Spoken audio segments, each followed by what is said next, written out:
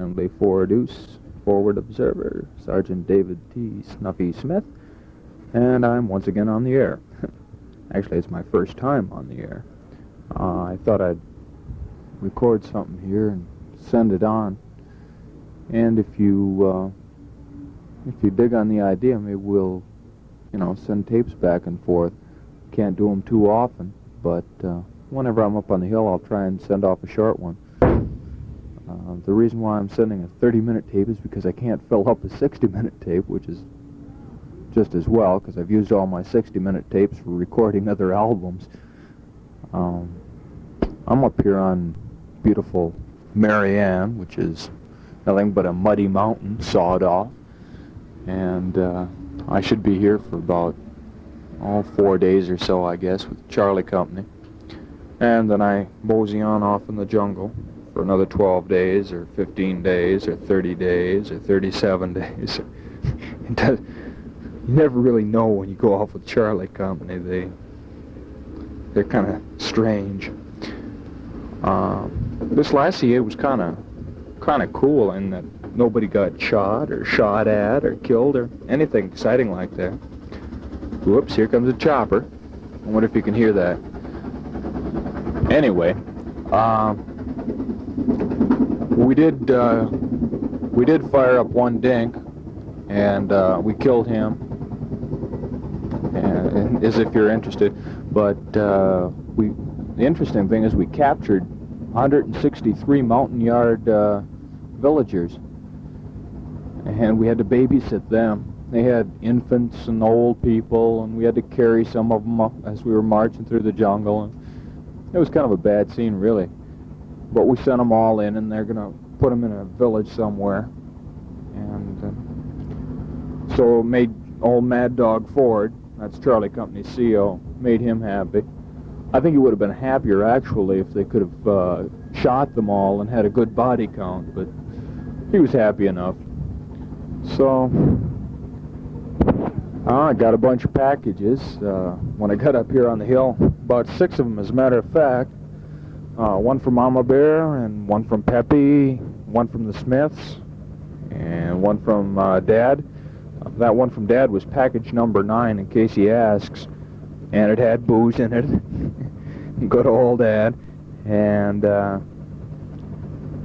then I got one from the Smiths, and I guess I said I got this one from the Smiths. Then I got one that was opened, and I don't know if anything's gone out of it, and the wrapper was gone, so I don't know who it came from, but I got a hunch it was from Pat, because it had peanut butter cookies, and I asked for peanut butter cookies, so it's probably from Pat. I'll have to write and thank her.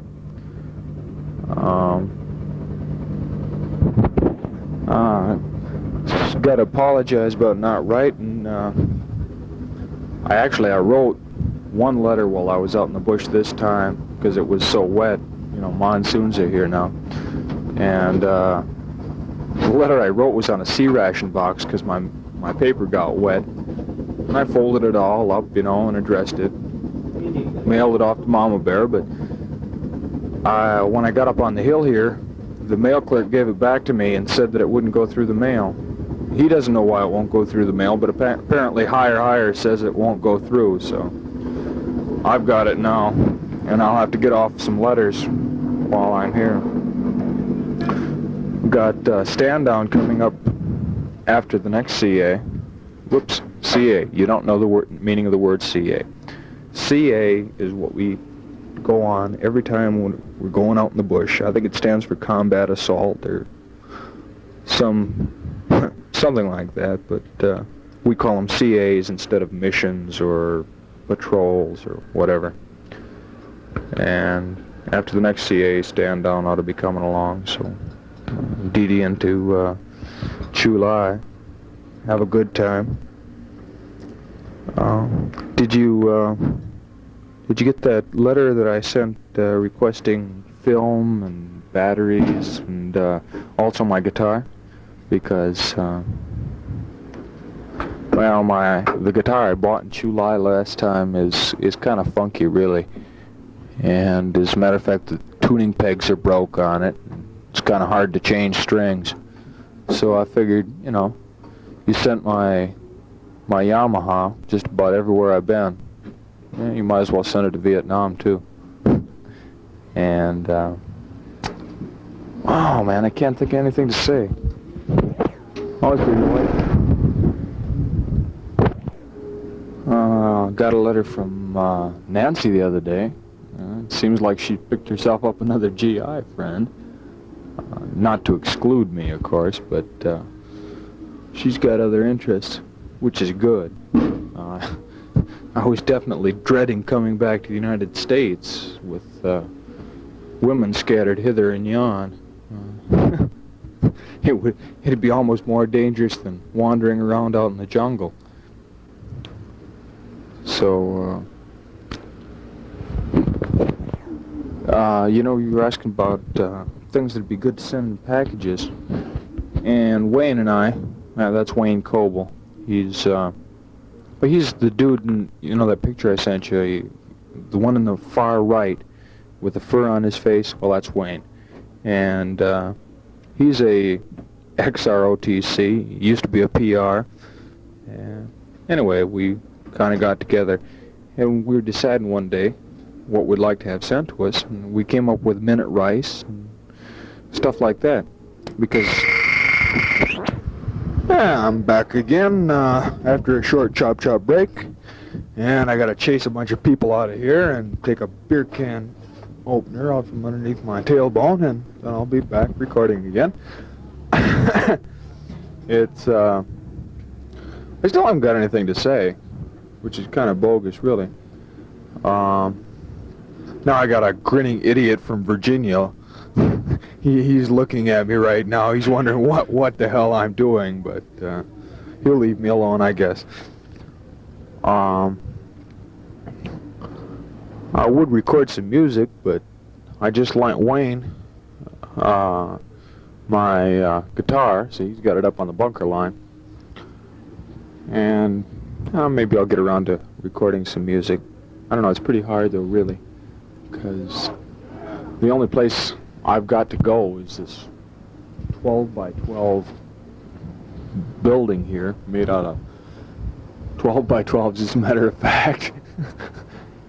And it's what they use for FDC. And it's not exactly ideal for recording, especially when you figure that there's at least 6 people in here at all times, it seems. I suppose I should go down to the water trailer and get some water so I can take a shower. I haven't had one since September. Yes. Well, anyway, I smell a little bit strange. You can tell Peppy that I don't have a beard. She seemed to think, you know, from I guess one of the letters I wrote, that I was growing a beard. That's only when I'm out in the field. When I come back in, I shave, but last time I came back in, I couldn't take a bath, so kind of grody. Oh well, they put up with us. Sleep tight, you know. Your guardians of American freedom are awake and all this good stuff. I forget what I was saying before I went for chow. What I wanted to say is things that would be good to send me for food. Would be stuff like minute rice, maybe, or maybe some instant gravy.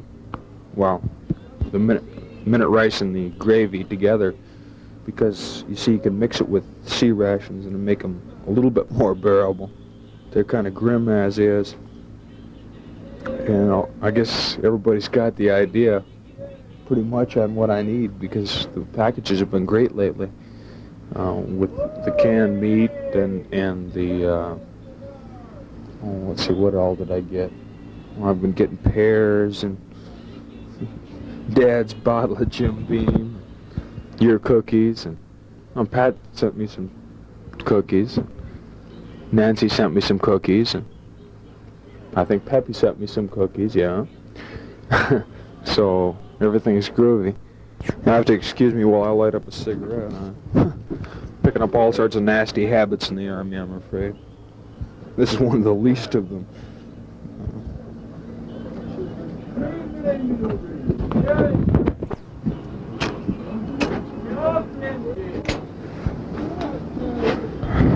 So anyway, I have to give you the lowdown on what's been going on in Madison and all this good stuff.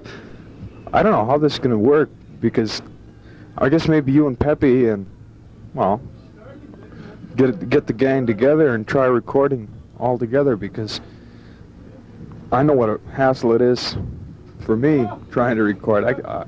I should have this all written down on paper, but as usual with my scatterbrain schemes, I didn't. So take it for what it's worth. I'll be going up on the bunker line a little bit later. I guess Wayne and I'll probably play guitar and carry on for a while.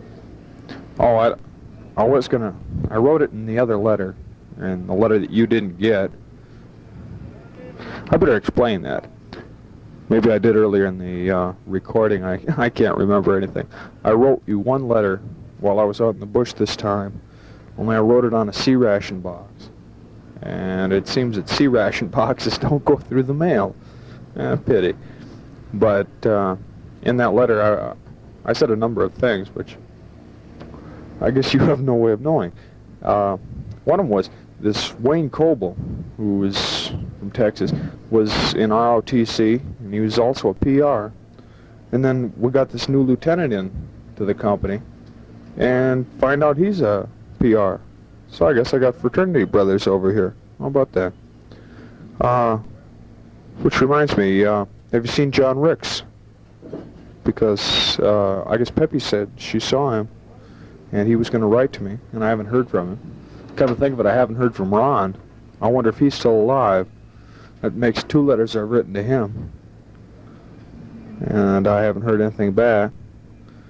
You could tell him to let me know how his band's doing, and you know how he and Barb are getting along. Any good stuff like that, I'd be glad to hear. Oh yeah, and I got another letter from Janine. Yeah, and it wasn't carbon copy either. She sent me about, well, she sent me that one that was carbon copy, and she sent about 2 or 3 after that. Most of them real bitchy. And then this last letter I got while I was out on the CA was kind of strange, because, you know, it was almost pleading. She, you know, said her life was empty without me, and she'd always loved me, and all this good stuff.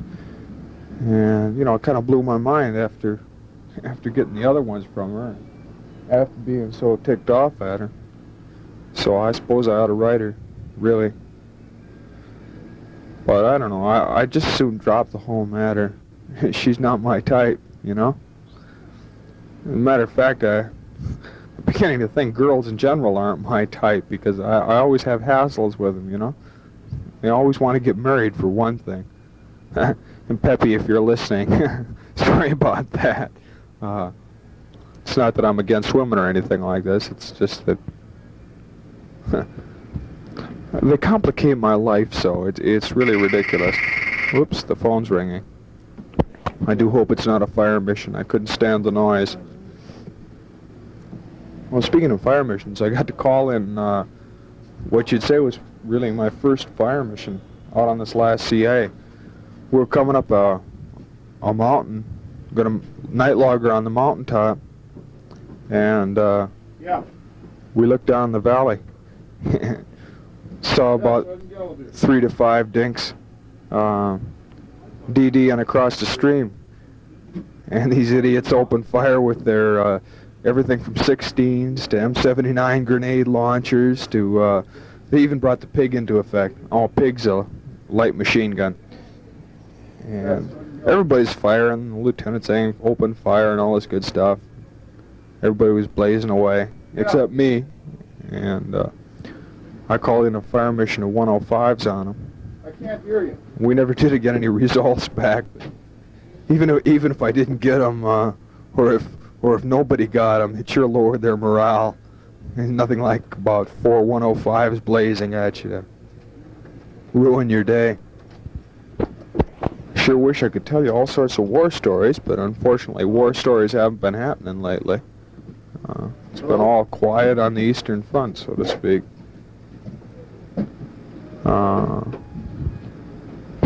Oh, I guess I told you I won't be getting the R&R I wanted. I wanted either, well, preferably Australia, so I could go see the Rockmans, or, well, there's a couple other reasons why I wanted to go to Australia I won't go into. Either that or Hawaii, because if I was in Hawaii, you and maybe Peppy could come and see me. But the way it is, Echo Company has got their R&Rs booked solid until June, and well, I'm out of the Army in June, so there's not really any point in taking an R&R, at least not to Australia in June. I could still go to Taipei or Hong Kong or Bangkok, Thailand, I guess, but I'm not really that interested. I've seen enough slant eyes, and I'd just soon see a few round eyes if I could. That also follows up my leaves, because here in the America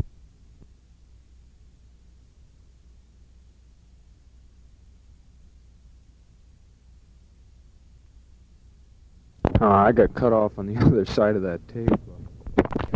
Good morning, world. It's the 21st of October, and approximately 8:15, or what, 08:15 for you lifers. I'll be leaving on a CA this morning. We're going out by chopper for a change. Usually we walk off the hill, because during monsoon it's hard to get the troops back in out of the field, especially crossed rivers. So they usually try and keep us pretty close, but this time we're going on a combined operation with the Arvins and everybody. So I guess they're gonna airlift us out. That's supposed to take place about 9 o'clock or 9:30. So I'll get this recorded real quick and pop it in the mail. I kind of messed up this time on the hill, because I only got one letter written. That was to Peppy. And then I got this thing recorded. Well, not quite. There's a 3-day space between the first side and the last side. Anyway, I'll try and do better next time. Well, nothing like mass confusion around here. We got everybody running around in here grabbing radios and cleaning weapons and carrying on. I should be packing my rucksack, but as usual, I'm procrastinating. Oh, I know what I was going to say. Charlie Company got a new CO in, and everybody was hoping it was going to be better than Mad Dog Ford, but it turns out that this guy comes on, and in his opening speech to the guys, he offers them, let's see, a fifth of whiskey if they can kill a dink, for the man who kills a dink. And for the platoon who kills a dink, he's going to buy him a case of beer. So we got another Mad Dog Ford on our hands, I can just tell. Always like these new captains we get. They're all blood and thunder, trying to make major, I guess. Oh well, that's life.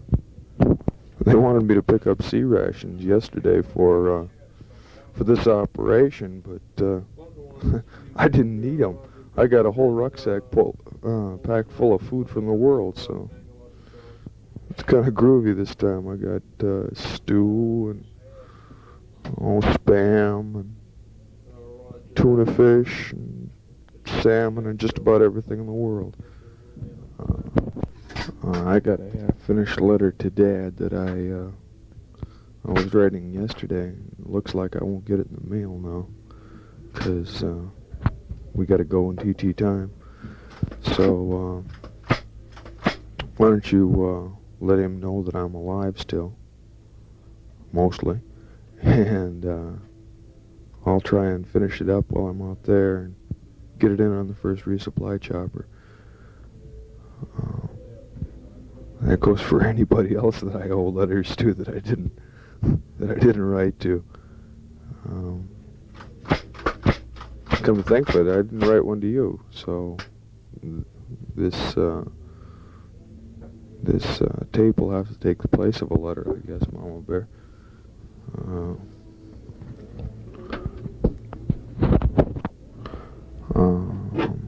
Wow, this is really a bummer because I I can't think of anything to say.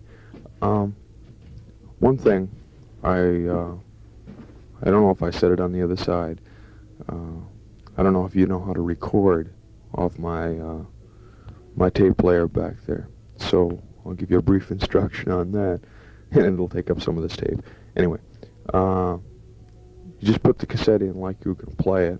I presume you found out how you can play cassettes by now. And you just put it in there and plug the mic in where the mic says it should go in.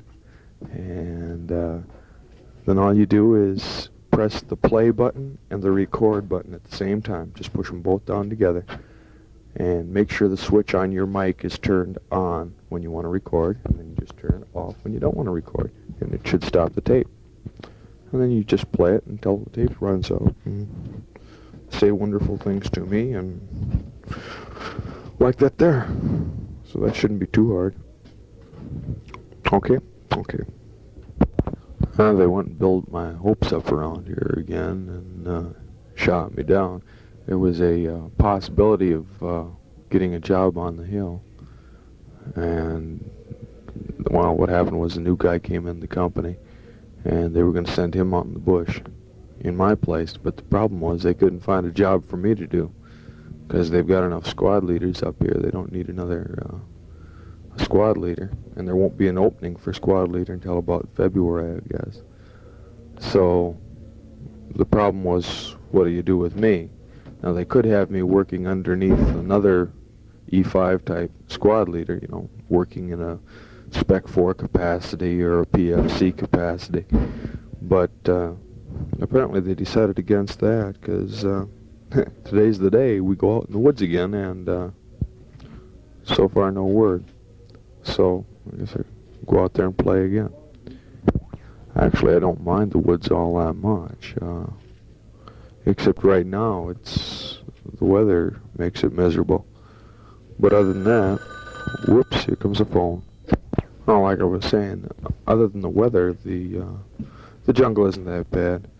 We've been real lucky lately. We haven't had any fighting to speak of. We've been doing some shooting, but we haven't been receiving fire at all, which is good.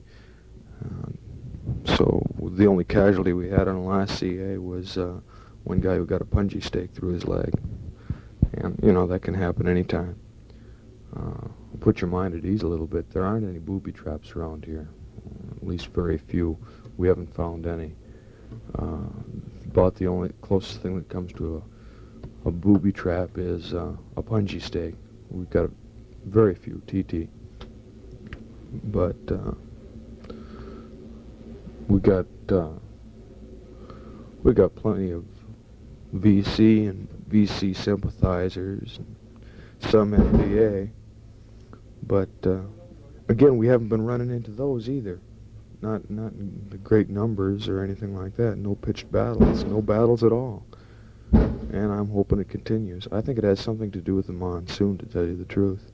Someone was telling me that the NBA and VC like to go south, or back up north, anyway, out of the monsoon area, because, well, they're just miserable out there. You should see them. We come up on Hooches, and you look in there, and they'll be all huddled up in there, shivering, freezing to death. It's, 70 degrees or 80 degrees, but that's cold over here. And, well, it's cold for me, too, because I'm acclimated to this now. I go back to the world, I'm going to freeze to death when, we get frost on the ground or something like that. You're just going to have to pick me up and thaw me out. Anyway, so these people don't like to fight in weather like this. And we don't like to fight, so it's more or less just a game. We go out there and they try and avoid us, and we try and avoid them. Well, the guys try and avoid them. The officers, the lifers, they're still out for blood, but we're trying to avoid them. Anyway, So that's about the situation. It's kind of strange. Stand down's going to be kind of a bummer this time, I guess. At least that's what I just heard. Apparently, somebody came in on the last one and got himself fired up, probably on juice. And he, what the heck was he doing? Oh, he climbed up on the stage and they told him to get out of there. The stage is where we have our floor shows at night, and when we're on stand down. And he climbed up on the stage and they told him to get out. He got out, but apparently his feelings were hurt. So he ran back to the sleeping area and got his rusty trusty Mike 1.6 bullet launcher and came back and proceeded to unload 120 round magazine into the crowd. And I guess he killed a couple and wounded some. And it's kind of a bad scene. Anyway, they won't let us have stand down in the stand down area now. We've got to have it up in the company area, which is a bummer because all the lifers are up there, and that's no fun.